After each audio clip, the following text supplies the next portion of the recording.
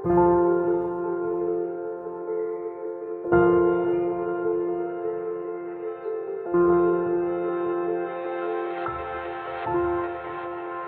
reunidos en comunión, ¿cierto? Disfrutando, conociéndonos un poquito más, compartiendo de la palabra, conociendo al Señor. ¿Son lindos los tiempos de comunión o no son lindos? ¿Qué opinan? Yo me preguntaba el otro día en relación a dos sueños que dos personas tuvieron, con personas que ya habían fallecido. Y estas personas era como que en el sueño venían como a despedirse por última vez. Todo esto dentro del contexto de alguien que estaba soñando, ¿cierto? Gente que estaba soñando, no fue que a alguien se le apareció realmente, sino que soñaron con personas que ya habían fallecido. Y en ambos casos las dos personas que tuvieron estos sueños le hicieron algunas preguntas, las típicas preguntas que haría alguien, ¿cierto? Si estuviese allá. Y una es típico, ¿y viste al Señor? ¿Cierto? Sí. Y otra que pregunta es, ¿y qué hacen allá? ¿Y qué hacen allá? Y las dos personas que tuvieron respuesta a esto en estos sueños decían que tenían, una cosa era que tenían comunión con los otros, otra cosa que adoraban al Señor juntos, y lo otro es que estaban llenos de gozo.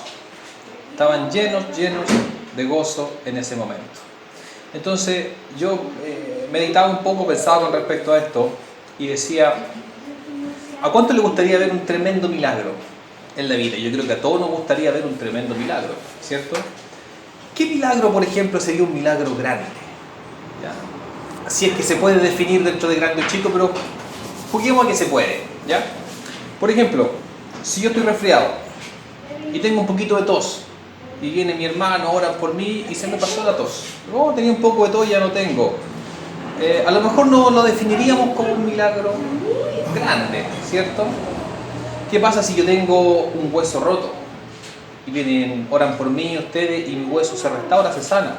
Ah, ya vamos creciendo un poquito, ¿cierto? ¿Qué pasaría si yo estoy muerto y ustedes oran por mí y yo resucito? Sería un tremendo milagro. ¿Ustedes se pondrían contentos o se pondrían tristes?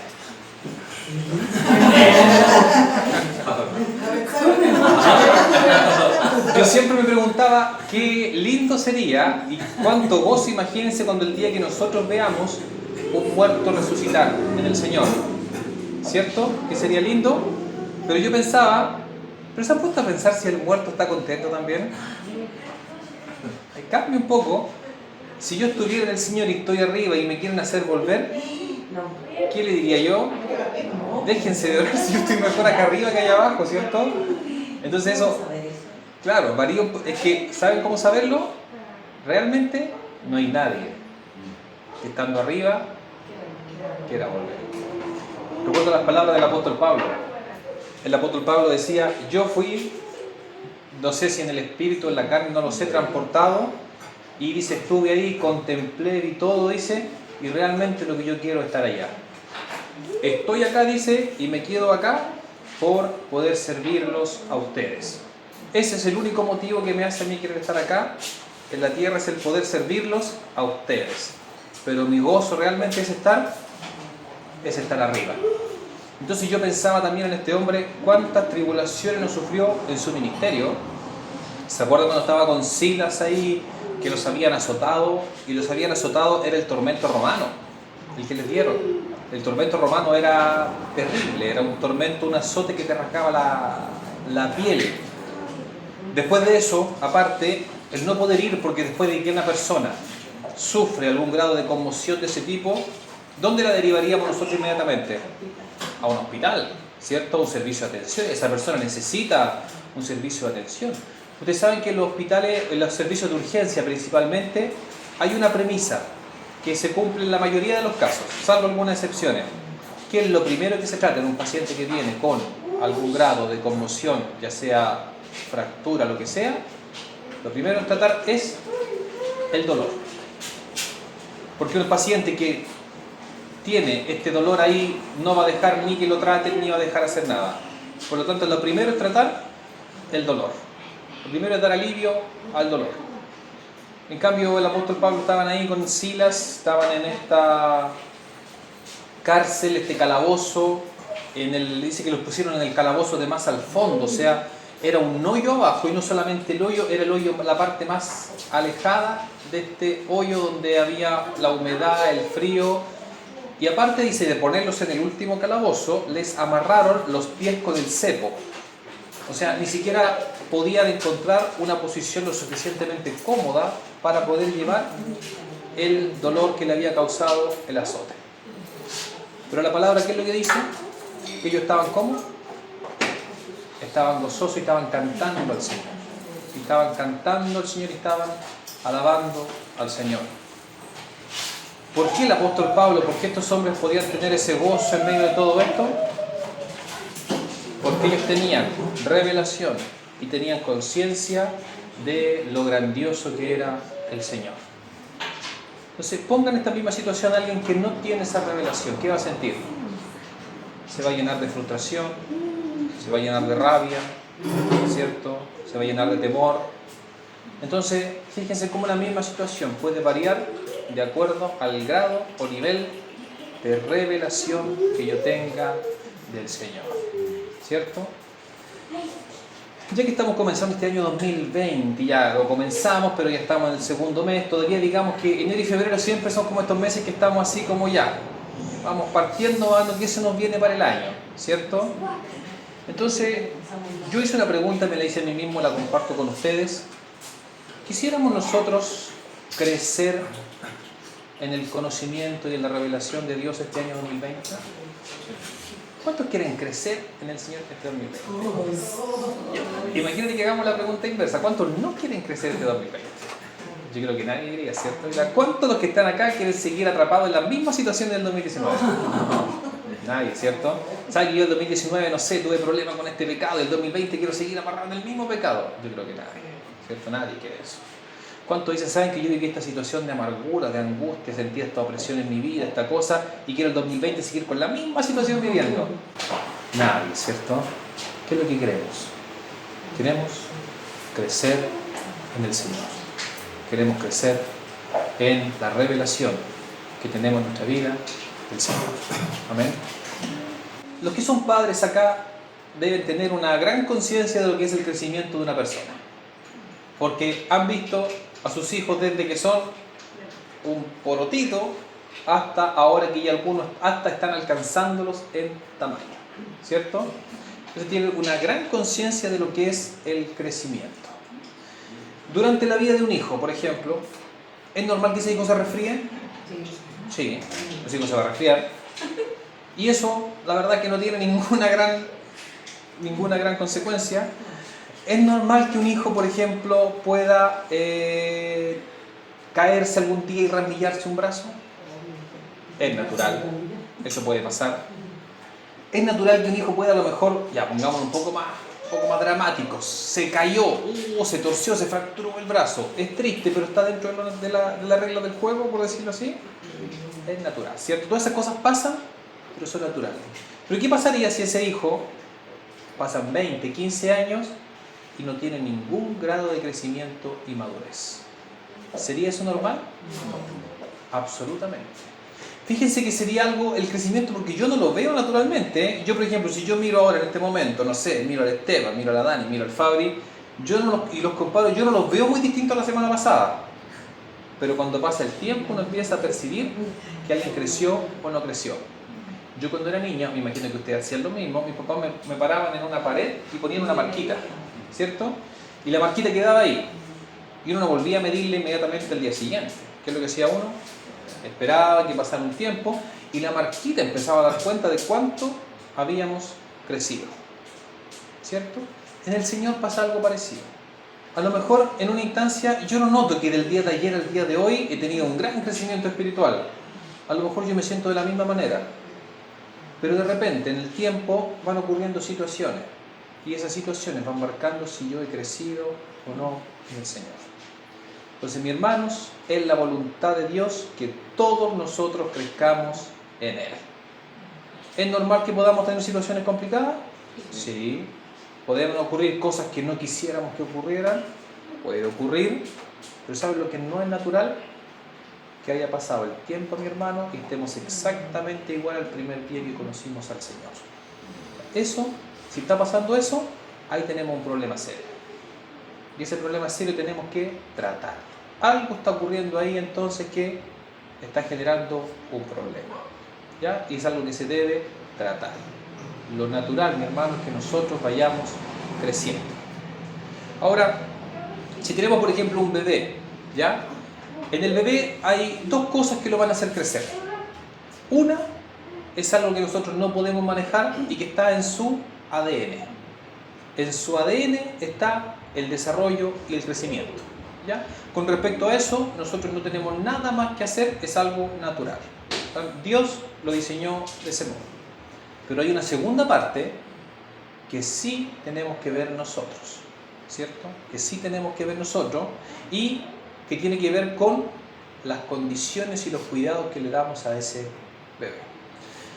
¿Qué dice la palabra, hermanos, sobre el crecimiento espiritual? Vamos a leer en Primera de Juan capítulo 2. Vamos a leer del 13 al 15. Del 13 al 15. Primera de Juan 2, del 13 al 15. Dice, creo que yo tengo desde el 14, a ver si estaba ahí. Os escribo, no, exactamente. Dice, os escribo a vosotros, padres, ¿por qué dice? Conocéis al que es desde el principio, o sea, conocéis a Dios. Cuando está hablando acá de padres que conocen a Dios, están hablando de hombres o mujeres en el Señor que han madurado en el conocimiento de Dios. No es solo un conocimiento superficial, no es solo el decir, por ejemplo, ¿tú conoces al vecino que vive allá? Sí, lo conozco, he vivido casi 5 años al lado de él. ¿Tú podrías decirme cuál es su comida favorita? La verdad no tengo idea. No, hay que estar hablando de un conocimiento profundo, ¿ya? Un conocimiento donde yo puedo hasta mencionar detalles de esa persona. Os escribo a vosotros padres porque conocéis, entonces agregamos en profundidad al que es desde el principio. Os escribo a vosotros jóvenes porque habéis vencido al maligno. Os escribo a vosotros hijitos porque habéis conocido al Padre. Tenemos el 14, porque habéis conocido al Padre. Fíjese que en la parte donde habla de los hijitos también han conocido al Padre, ¿ya? Un hijo, alguien que nace en el Señor, alguien que conoció a Dios, pero lo conoce todavía de manera quizás superficial, está empezando a conocerlo. Por eso hay una palabra que usamos mucho nosotros en el mundo evangélico, que era, cuando yo conocí al Señor. En realidad, algo más claro que hubiese sido cuando yo empecé a conocer al Señor. Cuando yo empecé, porque todavía le estoy conociendo. Todavía tengo que crecer en cuanto al conocimiento de Dios. Os he escrito a vosotros padres, porque habéis conocido al que es del principio. Os he escrito a vosotros jóvenes, porque sois fuertes, y la palabra de Dios permanece en vosotros, y habéis vencido al maligno. Fíjese que aquí vuelve a dar la misma característica para el Padre. Hace hincapié en que conoce. Este conoce es en profundidad. Pero hace una diferencia con los jóvenes ahora. Dice, porque la palabra de Dios permanece en vosotros. Aquí no está hablando de padres, está hablando de jóvenes, está hablando de hijitos. ¿A qué se está refiriendo el apóstol Juan cuando habla de esto? A distintas etapas del crecimiento espiritual.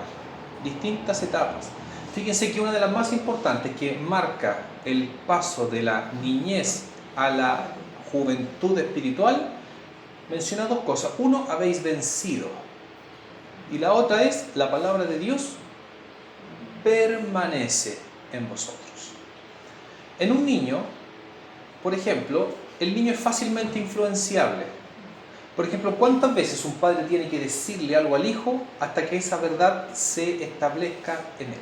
¿Basta la primera? No, ¿cierto? Yo me acuerdo que mi papá a mí muchas veces hasta que eso ya se transformó en algo en mí ya innato, me dijo: nunca le crea a personas que le dicen algo pero que usted no los conozca. Si viene alguien en la calle y le dice: oh, sabes que, especialmente cuando yo me quedaba solo en la casa, si viene alguien y dice: oh, sabes que tu papá me mandó a decir que por favor le pasara el televisor que está ahí porque tiene que mandarlo a arreglar a algún lugar, no le crea, porque yo jamás le voy a mandar a dar un recado con una persona que usted no conozca. Si algún día yo le mando a dar un recado, va a ser con alguno de los tíos, con alguna de las personas, pero nunca con una persona que usted no conozca. Mi papá me lo dijo muchas veces hasta que eso se transformó en mí en algo natural, en algo innato. Aquí dice que una de las cosas que marca que hemos pasado de la niñez a la juventud espiritual es que la verdad de Dios permanece en nosotros. La verdad de Dios permanece en nosotros. Fíjense que en 1 de Pedro 2:2 la palabra dice que anhelad como niños recién nacidos, ¿qué cosa? La leche espiritual. ¿Qué es lo que hace un bebé cuando nace? ¿Cuál es su el primer instinto? Es el de llorar y respirar. ¿Y cuál es el segundo? Alimentarse, anhelar la leche. ¿Alguien tiene que enseñarle a ese bebé que tiene que buscar la leche? Es algo natural en él, anhelar la leche espiritual. Me acuerdo que en el último discipulado que estuvimos acá en Coltauco el día miércoles de esta semana que está terminando, ustedes mencionaron algo y empezaron a recordarse cómo eran los primeros discipulados cuando recién compartió acá. Y me acuerdo que decían, incluso se acuerdan que cuando el hermano ya iba al baño, como estaba por irse, nosotros hasta pensábamos y decíamos, ¿qué le preguntamos para que se quede un rato más? ¿Cierto? Los discipulados podían durar 5 horas y cuando ya estaba por irse, pregúntale algo para que se quede un rato más. ¿Por qué? Porque había vida del Señor en ustedes. Hay un anhelo por la palabra del Señor. Anhelad, dice, como niños recién nacidos. ¿Qué cosa? La leche espiritual. ¿Qué es la leche espiritual? Son las verdades del reino de Dios. ¿Por qué yo necesito tanto esto cuando nazco en mi vida? Porque yo vengo ya con principios establecidos del mundo. Vengo ya con cosas, con razonamientos, maneras de pensar, maneras de decidir que vienen del mundo. ¿Me sirven esas maneras de pensar que yo traigo del mundo para la vida en el reino de Dios? No me sirven. ¿Qué es lo que yo necesito entonces? La verdad de Dios ahora en mi vida. Entonces, ¿qué es lo que voy a hacer yo? La voy a anhelar, la voy a buscar, voy a anhelar la palabra del Señor. Fíjense que la palabra del Señor podemos recibirla generalmente en dos maneras. Uno es lo que se llama la palabra logos y otro es la palabra rema. ¿Cuál es la palabra logos? Lo que está escrito. Yo tengo que tener un anhelo por lo que está escrito. Yo recuerdo cuando había cumplido más o menos 14 años y estaba todavía en la otra congregación y empecé a sentir una inquietud de que no me sentía cómodo en ese lugar. Y empecé a sentir que algo no estaba bien, no sabía que eso iba a desencadenar en que algún día que yo pronto ya iba a salir de ese lugar. Hasta ese momento no estaba en mis planes, pero yo recuerdo que empecé a sentir que algo no estaba bien, Me acuerdo que iba a las reuniones, participaba, pero volvía a mi casa y seguía sintiendo como que algo no estaba bien. Y yo recuerdo que lo que hice fue, le pedí a mi mamá su Biblia, la Biblia de ella, la tomé y prácticamente fue como que se la pedí prestada pero sin de vuelta, me la dejé para mí. Y yo me acuerdo que llegaba y lo único que hacía, me sentaba, me iba y me ponía a leer la palabra, porque yo sentía que algo me estaba faltando. Me acuerdo que me podía sentar en una mesita que había ahí y podían darme las 12, las 2:30, las 1 de la mañana y tenía un hambre por la palabra del Señor. Esta es la palabra logos.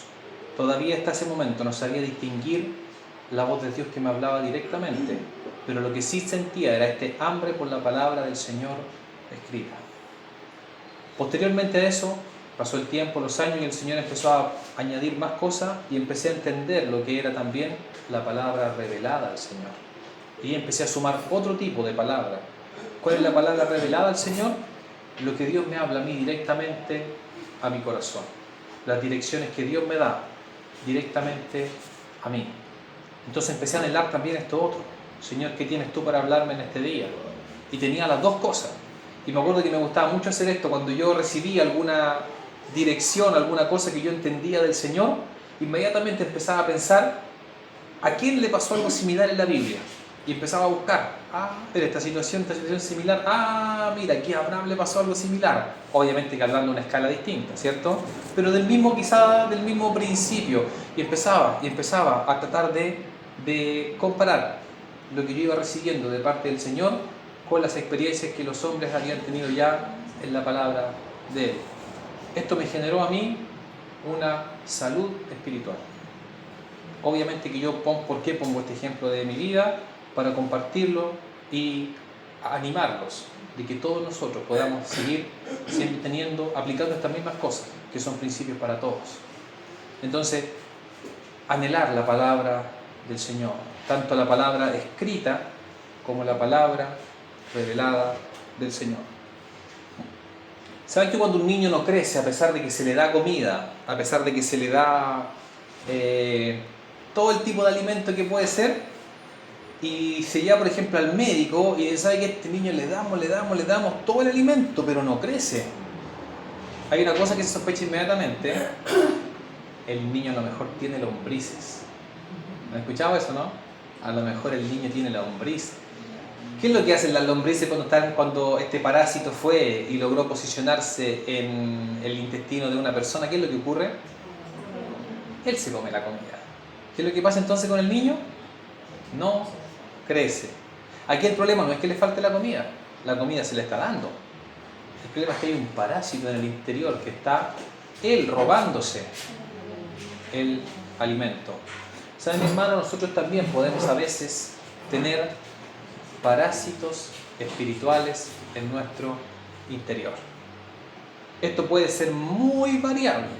Un parásito espiritual puede ser desde algún espíritu maligno, un espíritu inmundo que se haya por algún motivo posicionado ahí, hasta sencillamente pensamientos que vengan de parte también del diablo. Pensamientos que me tienen ahí atrapado, que no tienen ahí, que no me dejan cabida a la palabra del Señor. Recuerdo que una vez estaba yo en una charla dándole a algunas personas que era de salud, no tenía nada que ver con esto, pero yo aproveché la última parte para transmitir un poco la palabra del Señor. Y como estaba hablando de salud, le hablé de las cosas que nos producían salud, que no era solamente de los medicamentos. Y le dije, una de las cosas, y le puse algunos textos bíblicos, es por ejemplo el perdón.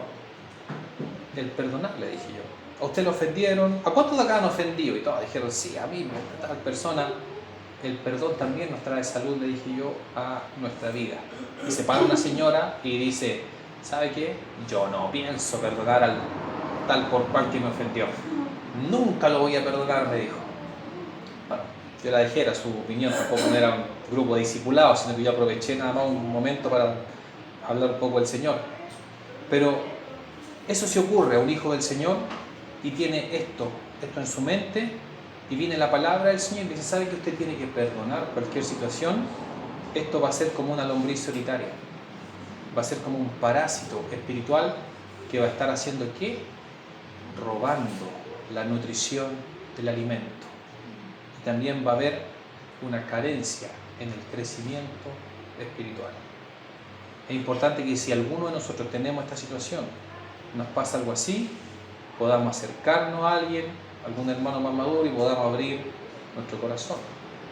¿Qué otras cosas pueden robarnos también, ser una especie de parásito espiritual?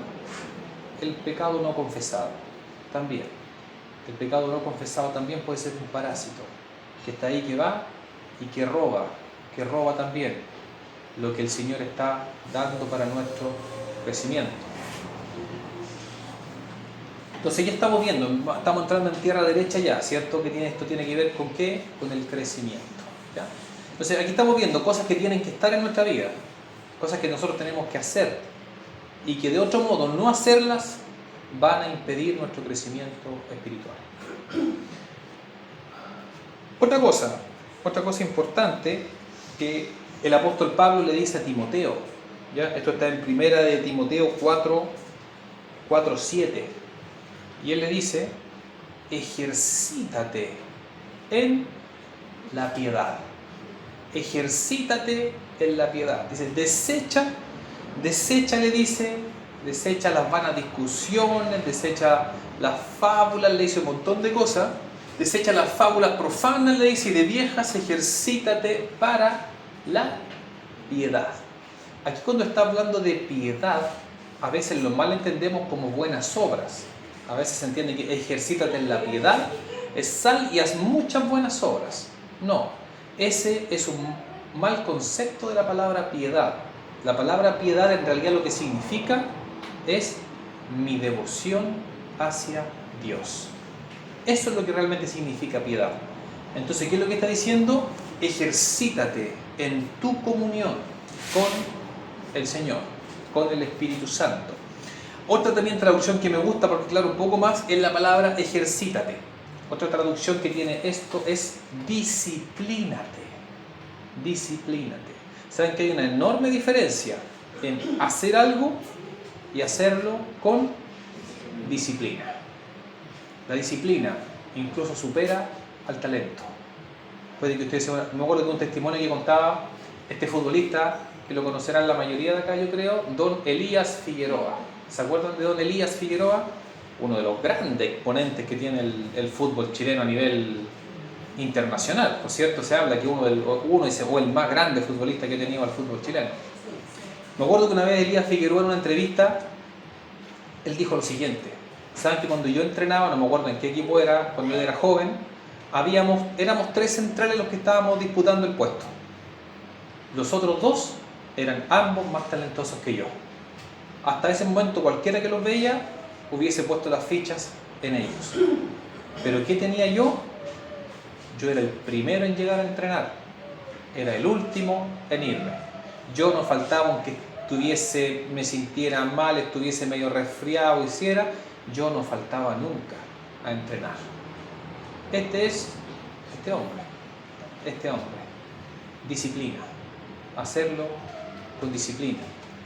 Me acuerdo que otro hombre también que escuché una vez, me gustó, que fue un premio nacional de ciencia o matemática, me parece, premio nacional de matemática, un año. Usted sabe que cada año en Chile se premia a los mejores científicos en distintas áreas.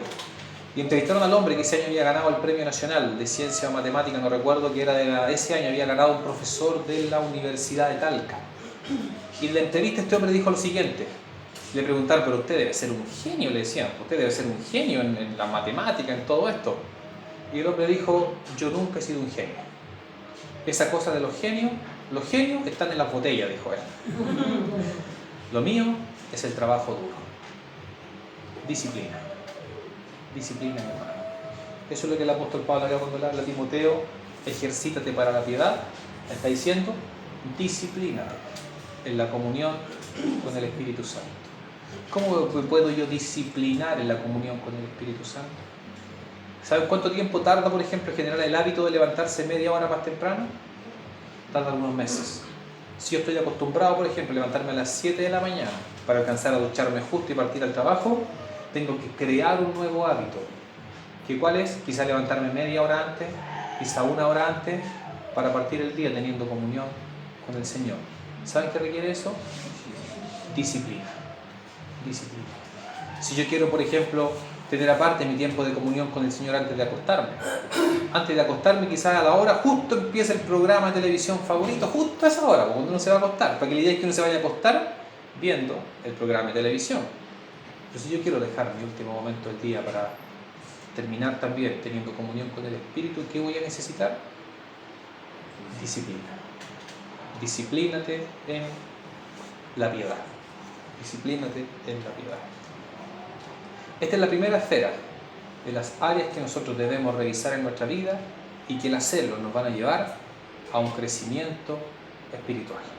El no hacerlo, por otro lado, nos van a dejar estancados, sin crecimiento espiritual.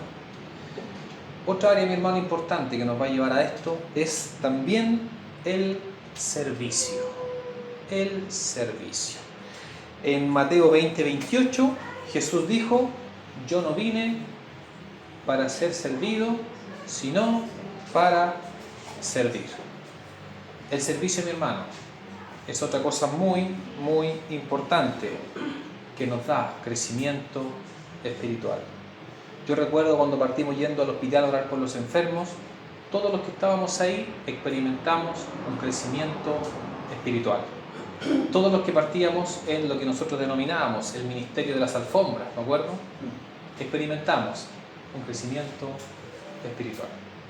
Que otros chicos que estaban y que no servían en nada, no lo experimentaban. Un crecimiento espiritual. Recuerdo que íbamos al hospital y teníamos que orar por los enfermos. Nos llevaba una hermana que ya tenía mucha más experiencia en esto. Ya, vamos a ir a orar por los enfermos, nos decía. Bueno, llegábamos al lugar al hospital, ya, vamos a buscar enfermos, vamos a ir a orar por ellos.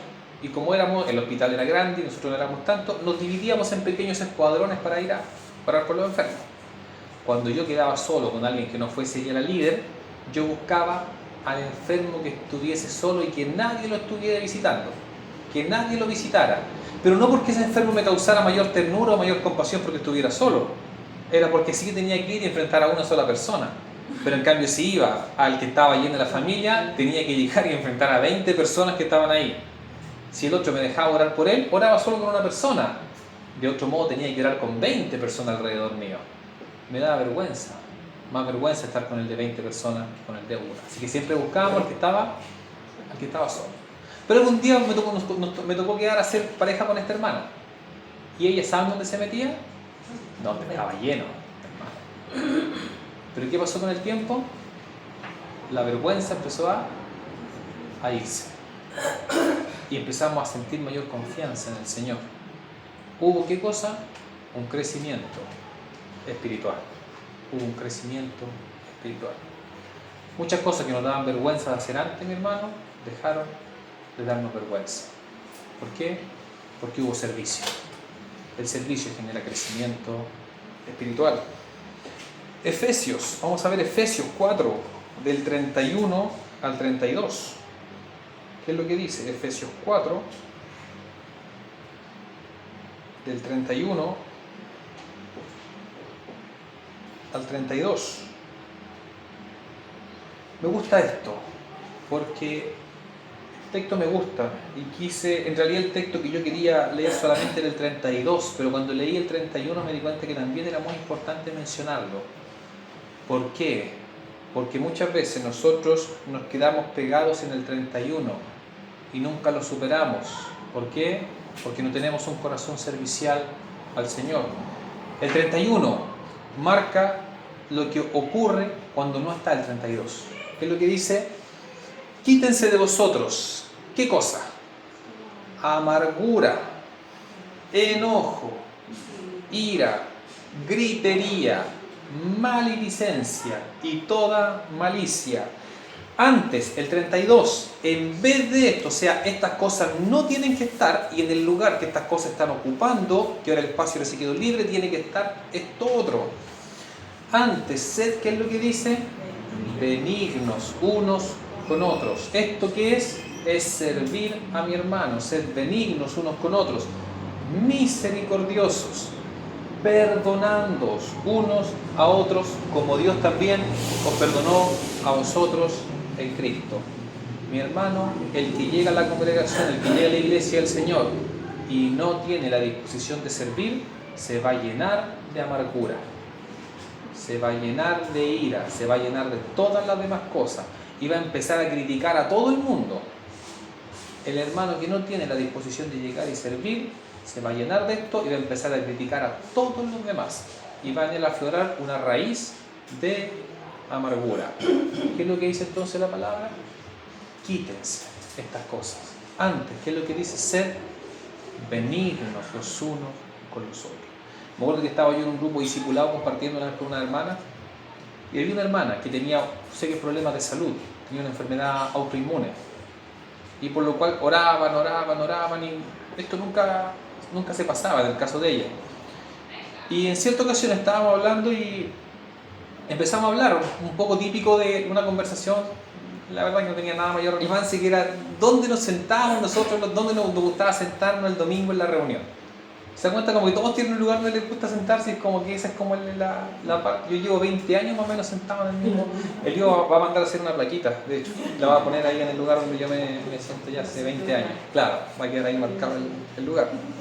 Y empezamos a hablar de esto. Y me acuerdo que esta hermana dijo, la que tenía este problema, dijo: a mí me gusta sentarme al final, allá al último.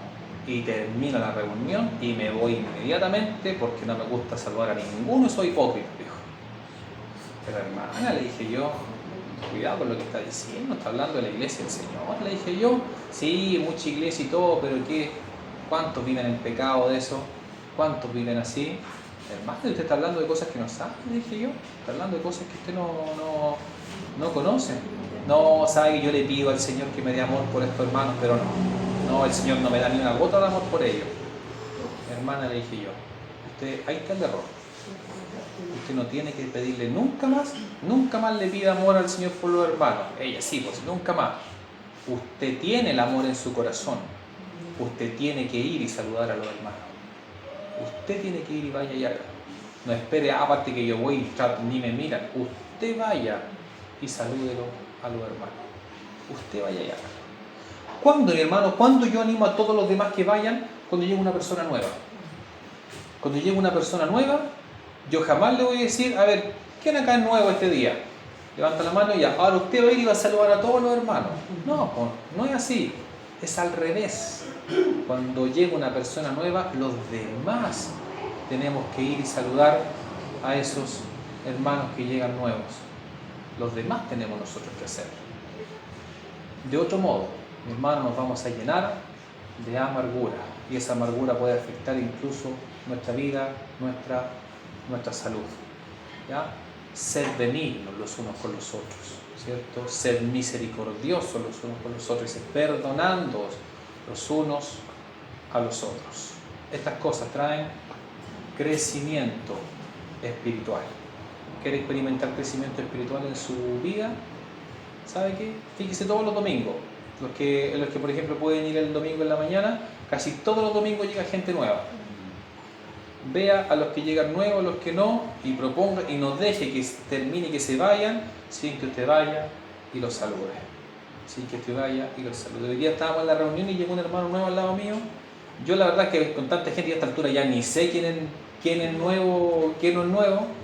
Estábamos adorando al Señor, llegó en medio de la adoración y tuvo como el impulso, el Señor que fue y que lo saludara y que le preguntara si estaba bien, si le pasaba algo. Y fui y le dije: hola, le dije yo, hermano, ¿cómo está? ¿Usted quiere hacer alguna oración en especial por algo? No, me dijo: vengo sencillamente a adorar al Señor, a darle gracias por tantas cosas que me ha dado. Ah, qué bueno, pues le dije: bueno, bendigo su vida, lo bendigo, amén. Listo, fue el momento, pero fui y después al final llega también los saludos de Eliú y él ahí dijo que era la primera vez que él iba a la congregación. ¿Ya? Yo no tenía idea que era la primera vez. Pero es algo en lo que el Señor quiere que nosotros crezcamos. ¿Ya? Vayamos y saludemos nosotros. Otra hermana dijo: voy pasando por la calle, me vieron un hermano, ni me saludaron. Después dirán seguramente que no me vieron, porque así son de hipócritas. Esto fue en ese mismo otro grupo y hicieron, habían jodido ese grupo discipulado. Esta fue otra. Hermana, le dije yo, a lo mejor no lo vieron, pues le dije yo. Yo, por ejemplo, yo soy regulado cuando voy en la calle, dije yo, no voy pensando, a lo mejor efectivamente no la vieron, le dije yo. Dijo: no, pero ¿qué va a hacer uno? ¿Sabe lo que tiene que hacer? Usted vaya a saludar. Usted vaya a llegar. Estas cosas van a traer crecimiento espiritual en mi vida. ¿Saben que estas cosas, cuando habla de la amargura y todas esas cosas que crecen, ¿saben por qué crecen? Porque tenemos demasiada conciencia de nosotros mismos. Porque estamos demasiado centrados en nosotros mismos. Cuando dejamos de esto, la amargura y esas cosas empiezan a irse. Es mucho más rápido que se vayan. Una persona que vive centrada en sí misma, yo puedo decir que utilice las armas espirituales. Vaya y reprenda la amargura. Y dice: pero es que yo voy y la reprendo y la amargura no se va. Es porque falta algo entonces. Usted está demasiado centrada. Empiece a servir. Empiece a salirse usted del centro de su vida. empieza a servir, empieza a poner al Señor en el centro, a servir a los hermanos. Y ahora cuando venga la amargura y usted vaya y la reprenda, le aseguro que su autoridad espiritual va a hacer que esa amargura se vaya de su corazón. Entonces vamos a crecer. Otra cosa que me gusta, Primera de Corintios, ya, imaginémonos qué pasa, estoy sirviendo al Señor, estoy creciendo, fíjense lo que pasa ahora. Primera de Corintios 12, 31. Primera de Corintios 12, 31. Dice, mas desead, anhelad. La traducción que tengo hoy es más fuerte, dice, desead ardientemente. ¿Cómo es la que dice acá? Procurad, ¿qué cosa? Los dones espirituales. Cuando en mi corazón está, yo vengo a servir. Cuando yo quiero seguir al Señor tal como Él es, y si el Señor dijo, yo no vine a ser servido, sino que vine a servir, yo tengo este mismo corazón, mi hermano, ¿sabe qué? Yo le digo con toda libertad, pídale al Señor los dones espirituales y pronto a ver si el Señor empieza a despertar cosas en usted que usted no conocía. Pero si nosotros, mi hermano, no servimos nunca, en nuestro corazón está, yo vengo y a mí tienen que servirme todo, yo no, pero quiero los dones espirituales, difícilmente eso va a pasar. Aunque usted ore, ayune, se vaya a Jerusalén ahí a pedir en el muro de los lamentos que le den un don, no va a pasar. Pero si servimos, los dones fluyen, sí, es sencillo. Hay cosas que nosotros son como tan como sencillas de entender, no requieren tanto, no requieren más cosas. Vaya y sirve. Yo me acuerdo que una vez yo hacía esta oración un tiempo que me gustaba leer la palabra, decía, Señor, dame la sabiduría de Salomón. Me gustaba porque ve que Salomón estuvo orando, ¿cuántos 1000 días tuvo? Y pedía la sabiduría. Y yo también, yo era más chico y hacía esa oración, pero adolescente, Señor, yo quiero la sabiduría de Salomón.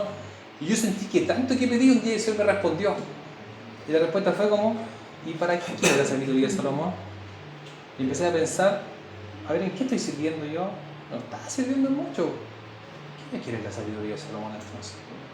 Ojo, era una oración de niño, no pido eso ahora, casi ya grande. Era una oración de niño que yo hacía. Pero la respuesta fue como, ¿para qué quiere eso? Pero sí empecé a entender, por ejemplo, cuando íbamos al hospital y empezábamos a servir, a veces la gente que estaba ahí estaba en situaciones difíciles y nos hacía preguntas difíciles.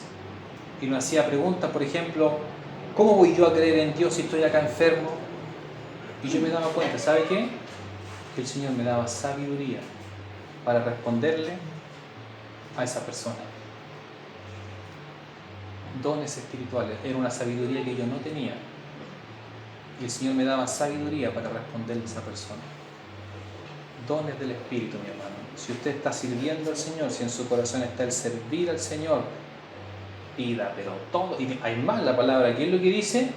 Pida los mejores, no pida dones, pida más. Y el Señor ya le ha dado sabiduría y va a servir más, pida más.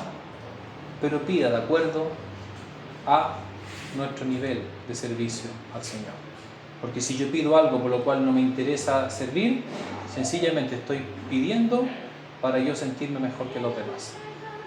Entonces pida, mi hermano, de acuerdo a lo que usted está sirviendo. Todos servimos en alguna cosa. A lo mejor los padres necesitarán sabiduría para guiar a los hijos. Claro que la necesitan, ¿ya? Pídala con toda libertad. Pida con toda libertad la sabiduría. Para trabajar en la iglesia, si estamos trabajando en la iglesia, si queremos empezar a servir a la iglesia, necesitamos sabiduría. Yo me acuerdo que el Señor nos dio sabiduría hasta en cosas que eran como muy sencillas de hacer. Por ejemplo, cuando trabajábamos con la alfombra. De repente empezaba a decir, si hay que transportar la alfombra, no, mira, llevémosla de esta manera porque es mejor. Iba de acuerdo a lo que estábamos necesitando, de acuerdo a lo que estábamos requiriendo. Después la tía Elguita, me acuerdo en el discipulado que teníamos, que éramos todos adolescentes, empezó a decir, ya, el próximo discipulado, yo me acuerdo la primera vez que la tía Elguita me dijo, usted va a llevar una palabra. Me dijo, mijito, el próximo sábado usted va a traer una palabra. Yo estaba en ese momento, no había compartido nunca una palabra acá en el grupo de discipulado. Y entonces empecé y el Señor empezó a darme sabiduría para compartir la palabra del Señor. Si estamos sirviendo, si tengo un corazón servicial, pida a mi hermano, pero con toda la libertad del mundo, y pídalo, no sea quedado en este sentido. Pida los dones espirituales del Señor. Pida el discernimiento, pida la palabra de ciencia, pida el don de sanidad. Si usted quiere empezar y va a empezar y le avisan en el trabajo, sabe que hay una persona enferma, tú eres cristiano, tú podrías, y yo tengo la disposición de ir y orar, empieza a pedir al Señor gracia para la sanidad de los enfermos, ¿ya? Pero pidamos de acuerdo a nuestro nivel de servicio. Estas dos cosas acompañadas van a generar crecimiento espiritual. Hay una cosa más que va a influir mucho en nuestro crecimiento espiritual, y fíjese que primero dijimos anhelar el alimento espiritual, la palabra del Señor. ¿Disciplina en qué? En la comunión con el Espíritu Santo. Dijimos también después el servicio, ¿cierto? Hablamos del servicio, después servir, pero pidiendo también los dones del Espíritu, ¿ya? Hay otra cosa más, mi hermano, que va a generar un gran crecimiento en nuestra vida, y esto se llama tolerancia a la frustración. La tolerancia a la frustración va a traer crecimiento en nuestra vida. ¿Qué dice Santiago 1 del 2 al 4? Santiago 1 del 2 al 4.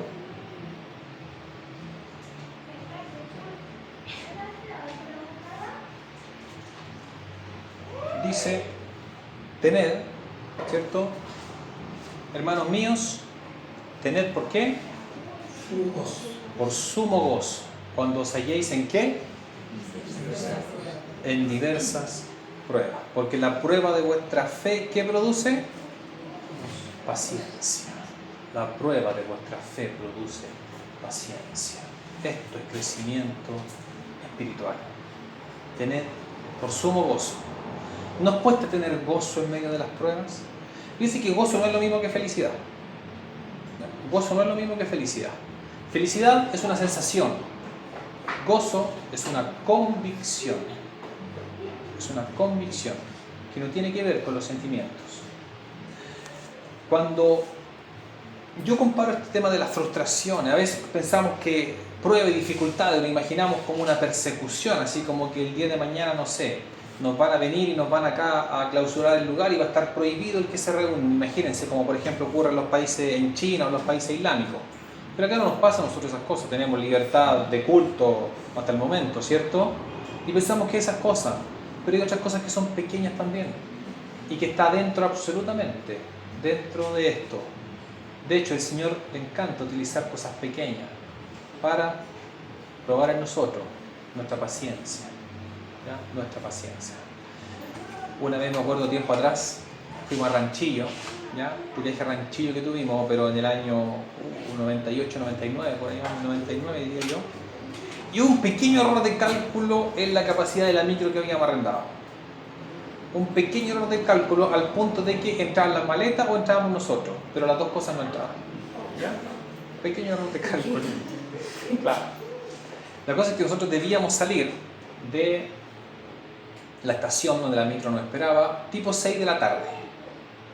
Llegamos todos, insisto, cabían las maletas, los bultos, o cabíamos nosotros, pero las dos cosas no cabían. Y ahí a ver qué se hace, qué pasa a hacer. La cosa es que al final el tío Eugenio se consiguió por ahí un camión, llegó después, se logró solucionar el problema. La cosa es que en vez de salir a las 6 de la tarde, salimos a las 12 de la noche. Salimos a las 12 de la noche que estaba ahí. ¿Sabe una cosa que a mí me alegró en ese momento? Que no había ningún hermano que estuviese reclamando, enojado. Fueron 6 horas, no es menor esperar 6 horas. No había nadie que estuviese reclamando, enojado. Al menos yo no lo vi, a lo mejor si hubo por otro lado puede haber sido. No lo dudo, no me sorprendería, pero al menos yo no lo vi. Con los chiquillos empezamos un rato a jugar voleibol ahí afuera, nadie cayó en esto. Mi hermano, es común, especialmente cuando vamos a campamentos, lugares así, que la paciencia va a ser probada. Bueno, las hermanas cuando tuvieron su retiro en octubre, me parece, ¿cierto? Me contabas que estaban, pero con el sol intenso ahí en el campamento, en ese lugar, ¿cierto? Tener por sumo gozo cuando os halléis en diversas pruebas y dificultades, porque esto produce crecimiento espiritual. ¿Qué le pasó a Israel cuando Dios quería hacerlos crecer espiritualmente? Dice que los probó y los llevó a un lugar donde el agua era amarga. ¿Y qué es lo que hizo el pueblo? Empezó a murmurar, y murmuraron contra Aarón y contra Moisés. ¿Cómo reaccionamos nosotros ante situaciones como esta? ¿Con murmuración o tenemos por sumo gozo? Israel no tuvo crecimiento espiritual en ese momento. Y cada vez que Dios quiso probarlos para generar en ellos crecimiento espiritual, ellos cayeron en la murmuración. La cosa es que cuando llegó finalmente la prueba final en la que Dios iba a hacer grandes cosas a través de ellos, llegaron a esa prueba sin haber tenido ningún crecimiento espiritual y terminaron toda esa generación, salvo Josué y Caleb, pereciendo en el desierto. Mi hermano, tolerancia a la frustración, tener por sumo gozo cuando se hallemos en diversas pruebas y dificultades. Una cosa más, mi hermano, que tiene que ver también con esto mismo. Fíjese que entramos a otra área un poco ya no es ni el área del anhelar la leche, del servir. Aquí estamos a cosas que son cotidianas, cosas que son de la vida diaria. Hay una más, que es la última, la cual yo quiero darle un especial énfasis, porque esta me gusta mucho. Porque, ¿saben lo que pasa? Que a veces yo digo, pero a ver, mi hermano, yo leo la palabra, yo tengo comunión con el Señor, yo ya aprendí a no hacerme problema por las cosas, pero igual, mi hermano, siento que no crezco, igual siento que me falta. Yo ya no tengo ningún mayor pecado en mi vida, ya a lo mejor he confesado mis pecados, pero igual, hermano, siento que a veces como que a pesar de que hacemos el checklist y tenemos todo bien, pero igual como que algo sentimos que nos falta. Yo una vez le pregunté al Señor porque yo sentí que me pasaba eso. Hice el checklist y sentí que estaba bien en el checklist. Entonces, ¿qué me falta, Señor? ¿Qué me falta? El Señor me dio esta respuesta a la que la voy a compartir con ustedes. Vamos a leer Filipenses 3:13.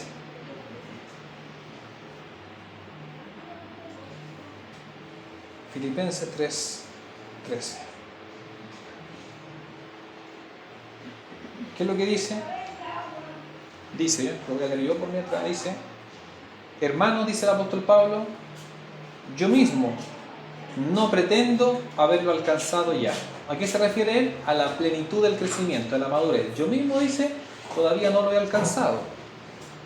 Pero dice, una cosa hago. O sea, si el apóstol Pablo dice que él mismo no lo ha alcanzado, pero que, y fíjese que no dice, pero tengo mucha estrategia. Si el apóstol Pablo dice, una cosa hago, yo le prestaría atención a esa cosa, ¿cierto? Yo le prestaría atención. Pero una cosa hago, olvidando ciertamente, ¿qué cosa? Lo que queda atrás. Y extendiéndome. Así que, hacia lo que está adelante. Prosigo a la meta. Hay otra cosa, mi hermano, podemos tener el checklist completo nosotros en nuestra vida, pero hay algo que está todavía minando nuestro crecimiento espiritual, y es que no somos capaces de olvidar aquello que queda atrás. Recuerdo cuando vino Jan Gottfriedson ahora en julio en el retiro, y él dijo una cosa que a mí me marcó. Creo que de todas las cosas que habló, esa fue la que más recuerdo. Y él dijo, ¿le gustó el retiro del año pasado? A la mayoría que estábamos ahí, sí. ¿Le gustó lo que el Señor hizo? Sí. Él dijo, ¿saben qué? Lo bueno del pasado puede ser un gran enemigo para lo mejor del presente. El quedarme, mi hermano, pegado en las cosas del pasado. El quedarme atrapado en las cosas del pasado. A lo mejor cada uno de acá, y todos, yo pienso, hemos vivido cosas del pasado que pueden haber sido a lo mejor cosas malas. Experiencias familiares, experiencias de cualquier tipo. ¿Y saben qué va a marcar la gran diferencia? Mi capacidad de dejarlo atrás. dejar esas cosas que son del pasado en el pasado. O al revés, a lo mejor hay cosas que eran muy buenas en el pasado, que nos sirvieron mucho en el pasado, pero que no sirven para lo que Dios quiere hacer en este tiempo. ¿Saben qué le pasó al pueblo de Israel? Ellos fallaron por esto. No fueron capaces de dejar atrás. ¿Saben que cuando Jesús estuvo en la tierra, con quién tuvo los mayores conflictos Jesús? Con los religiosos, los fariseos, los saduceos. Ellos fueron los instigadores, ¿cierto?, de la crucifixión de Jesús. Ellos fueron los que se le opusieron en todo momento. Pero ¿saben cómo nació este tema de los fariseos? No nació como algo malo. Todo este sistema de leyes, de costumbres que tenían ellos, no nació como algo malo. Cuando el pueblo estaba en Babilonia, cuando fueron llevados a la diáspora, ¿cierto?, fueron esparcidos en Babilonia, entre eso estaba Daniel y sus amigos. ¿Y se acuerdan qué es lo que propuso Daniel en su corazón con sus amigos? No contaminarse con la comida del rey. Es más, ellos dijeron, es tanto lo que queremos cuidar de no contaminarnos con esto ya que estamos acá, sabiendo que nos sacaron de nuestro ambiente, estamos en un lugar de mucha presión, que vamos a comer solo ¿qué? Legumbres y agüita nomás dijeron, ¿cierto?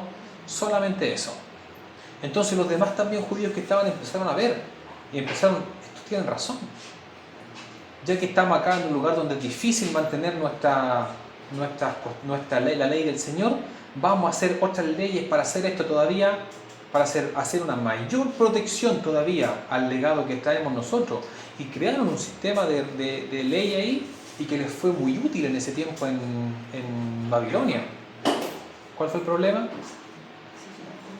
Que después esas cosas eran útiles mientras ellos estaban ahí. Pero después el Señor no era el plan que se quedaran eternamente en Babilonia. ¿Cuánto le dice el profeta Jeremías que van a quedarse ellos en Babilonia? 70 años. Y después de 70 años, ¿qué debían hacer ellos? Debían volver a Jerusalén. Y efectivamente, volvieron, empezaron, pero se quedaron con la mentalidad de lo que había en Babilonia. Y cuando Dios empezó a hacer algo nuevo y empezó a llevar al pueblo a un nuevo nivel espiritual, al punto que llegó la revelación del Hijo del Hombre, Jesús en la tierra, ellos no fueron capaces de reconocerlo. ¿Por qué? Porque se quedaron atrapados en el pasado. Incluso fue algo bueno, pero que era del pasado. Mi hermano, hay verdades que son absolutas del Señor y jamás van a cambiar. Esas cosas son eternas y jamás va a haber un cambio en aquello. Por dar un ejemplo, cito los 10 mandamientos. Los 10 mandamientos son eternos. Nunca van a cambiar. No fornicarás, no cometerás adulterio, honrarás a tu padre y tu madre, no tendrás dioses ajenos delante de mí. Son verdades eternas. ¿En el cielo van a seguir existiendo esas verdades? Van a seguir existiendo. ¿Qué es lo que no va a ser necesario? El castigo por no cumplirlas. ¿Por qué? Porque nadie las va a dejar de cumplir. Porque para todos va a ser un gozo cumplirlas. Pero la verdad va a seguir estando. Pero hay otras cosas, mi hermano, que son cosas que eran para el momento, para un tiempo, y que Dios quiere que las dejemos en el pasado. Puede ser alguna desilusión, a lo mejor puede ser alguna ruptura, puede ser quizá qué cosa. Y yo creo que en este mismo momento el Espíritu Santo le está mostrando a cada uno qué situaciones son, y el Señor, ¿qué es lo que le dice? Olvídese de lo que quedó atrás, déjelo en el pasado y extiéndase, porque yo tengo cosas nuevas para hacer, porque es un Dios creativo y Él hace cosas nuevas. Todas estas cosas, mi hermano, nos van a llevar, y seguramente hay muchas cosas más, pero estas fueron las que el Señor me llevó a compartir ahora, van a llevar a nosotros un crecimiento espiritual. Amén. Amén. Le damos gracias al Señor entonces. Le damos gracias, Padre. Le damos gracias, Señor, por tu palabra que nos hace tan bien, Señor. Por tu palabra, Señor, que edifica nuestras vidas. Por tu palabra, Señor, que nos quiere llevar cada día a una mayor profundidad en la comunión con el Espíritu Santo. Así como el profeta Ezequiel, Señor, vio que cada vez era animado a hundirse en el río del Espíritu Santo, Señor. Padre, mira cada situación, toda situación, Señor, todo aquello que pueda estar ahí impidiendo nuestro crecimiento espiritual, todo aquello que pueda estar, Señor, interrumpiendo, robando, Padre, todo esto, Señor, lo desechamos en el nombre de Jesús. Padre, si cada uno de nosotros requiere el abrir nuestro corazón, el ir y poder confesar cosas, a lo mejor no solo pecados, sino que situaciones que sabemos que están ahí y que están cortando lo nuevo que tú quieres traer, Señor, en este tiempo, que haya libertad para hacerlo, Señor, en cada uno. Te damos gracias, Padre, te bendecimos en el nombre de Jesús. Amén, Señor. Amén. Gracias, Señor. Damos un aplauso al Señor.